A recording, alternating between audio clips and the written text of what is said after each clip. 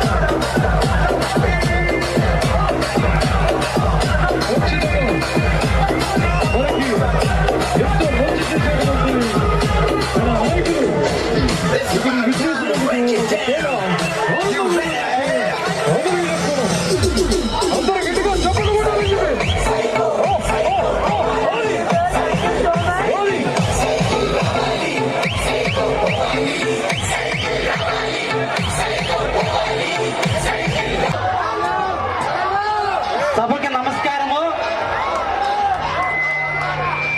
గోగులపల్లి, తూర్పు గోగులపల్లి ప్రజలందరికీ కూడా పేరు పేరున ధన్యవాదాలు. ఆ గ్రామ దేవత పోలేరమ్మ సాక్షిగా మీ అందరికీ కూడా ఆ దేవత ఆశీస్సులు మీ అందరికీ కూడా ఉండాలని మనస్ఫూర్తిగా మిమ్మల్ని అందరినీ కూడా కోరుకుంటున్నాను. ఈ గ్రామానికి ఒక ప్రత్యేకత ఉంది. మనం అందరం కూడా పల్లె ప్రాంతానికి చెందినటువంటి వాసులం.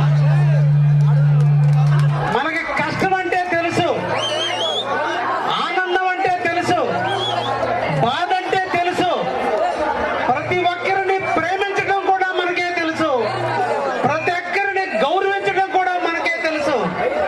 మనం కల్మషం లేని వ్యక్తులు మనం. ఈ రోజున ఈ గ్రామంలో అందరూ కూడా వ్యవసాయ కుటుంబీకులే అయినప్పటికీ ఇక్కడ మంచి ఉప్పు పండుతుంది. ఉప్పు ఎంత తెల్లగా ఉంటుందో మీ మనసులు కూడా అంత స్వచ్ఛంగా ఉన్నాయని ఈ రోజు నాకు అర్థమవుతుంది. ఈ గ్రామ ప్రజలందరూ కూడా మీ బిడ్డలాగా నన్ను ఆహ్వానించినందుకు పేరు పేరున మీకు ధన్యవాదాలు తెలియజేస్తున్నాను. మీరు చూపిన ప్రేమ, మీ ఆప్యాయతల మధ్య ఈ రోజు నేను తడిసి ముద్దయ్యాను. బహుశా